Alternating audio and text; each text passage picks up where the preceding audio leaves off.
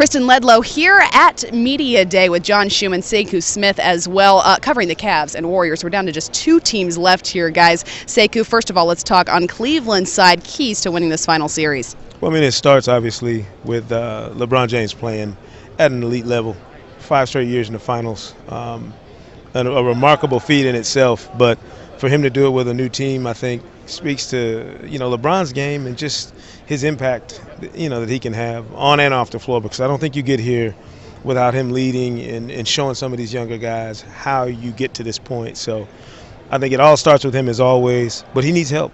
He's never won a championship without some elite level help, and he doesn't have the experienced guys like Dwayne Wade and Chris Bosh this time around. He's going to rely on Kyrie Irving if he's healthy, J.R. Smith, Iman Shumpert, all these other guys.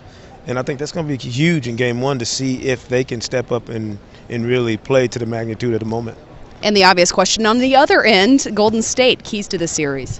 I think the keys for the Warriors starts with LeBron James, too. I mean, they have to stop him in transition. That's the number one thing. Keep LeBron, from getting out in transition and getting easy baskets. And then at the end of their possessions, keep Tristan Thompson off the offensive glass, and then in between they're going to be in good shape. They have multiple guys who can guard LeBron, multiple guys who can switch on to him on any given possession. Andrew Bogut protecting the paint.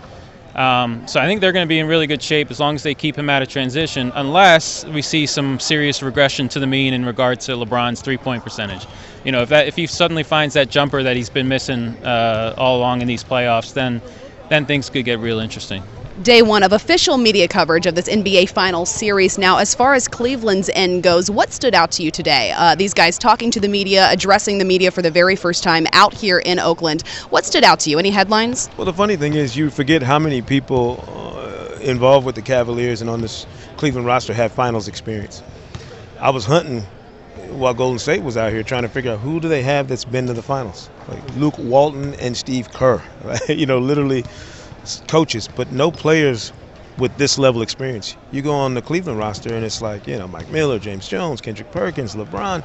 There's these guys who have been here, so they understand this part of the process, and the fact that you're not only playing against the other team, you're playing against this level of intensity and scrutiny, and the fact that every game and every moment is going to be replayed over and over again. You have to be able to get past all that and just play basketball. Play your best basketball, your best 4 to 7 games the last 2.5 weeks of the season. It's a heck of a way to boil it all down, but that's what they're facing. And on your coverage end of the Golden State side, what stood out to you? I thought an interesting thing that came up was that David Blatt was set to be Steve Kerr's lead assistant this year. Steve Kerr got hired by the Warriors. He asked David Blatt to be his lead assistant. David Blatt said yep. They had an agreement in place. A couple weeks later, David Blatt gets the Cavs job. A couple weeks after that, he gets LeBron James on the Cavs.